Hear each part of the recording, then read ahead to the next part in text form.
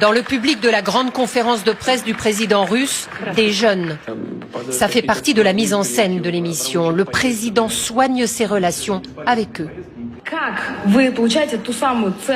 Comment vous vous informez pour savoir ce dont les gens ont vraiment besoin? Mais tu te rends compte, Maxime, la meilleure source d'information sur ce que veut le peuple, ce sont des réunions comme celle-ci. 2,5 millions de questions ont été envoyées pour cette émission. Aujourd'hui, beaucoup de jeunes Russes n'ont connu que lui comme président et beaucoup sont de fervents supporters. Cette popularité ne doit rien au hasard. Nous sommes allés à la rencontre de cette jeunesse pro-Poutine, direction la Sibérie, pour rencontrer Yegor, 15 ans. Il porte un t-shirt équipe de Poutine et dans son armoire les uniformes de toutes les organisations créées par le président. C'est le t-shirt de Younarmia. Et ça, c'est celui du mouvement des premiers. J'ai aussi une carte de membre de Younarmia. Et ça? Et ça, les gloires de Younarmia, ce sont des médailles.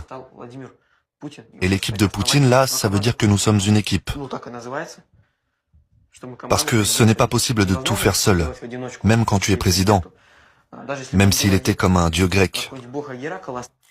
Le mouvement des premiers, organisation parascolaire, Younarmia, association militaro-patriotique, ces mouvements ont renforcé le sentiment de fierté qu'éprouve Yegor pour son pays.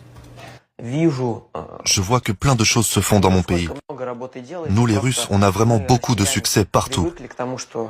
Il y a des inaugurations de plein de choses, on invente des choses, on les améliore. Retour à Moscou pour rencontrer Yulia, 23 ans. Elle vient de Carélie, dans le nord de la Russie.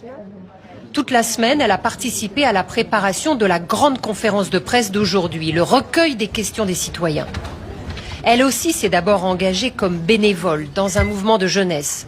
Pour elle, la loyauté au président est une évidence. Il me semble que si tu veux lier ton avenir avec ce pays, de fait, tu soutiens les décisions de la personne qui le dirige. Une figure presque vénérée.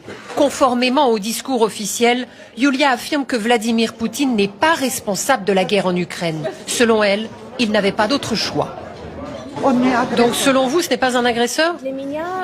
Pour moi, Vladimir Vladimirovitch, c'est un homme qui a pris une décision pas simple, mais importante et nécessaire. Vladimir Poutine n'a pas convaincu tous les jeunes. Mais si l'on en croit un sondage indépendant, les réfractaires sont rares. Moins d'un jeune sur 10 désapprouve l'action du président russe.